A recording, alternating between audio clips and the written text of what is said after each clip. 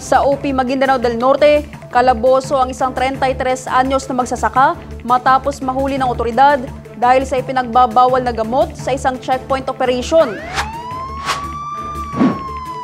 Ikinasang operasyon araw ng Martes, July 8 sa Barangay Kibleg.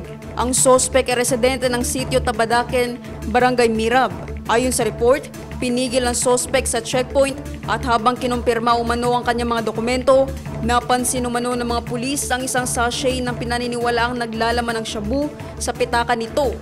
Ayon sa pulisya, tumitimbang ito ng 0.23 grams at nagkakahalaga ng 1,564 pesos. Dinala na sa himpilan ng UP Municipal Police ang sospek para sa wastong disposisyon at dokumentasyon.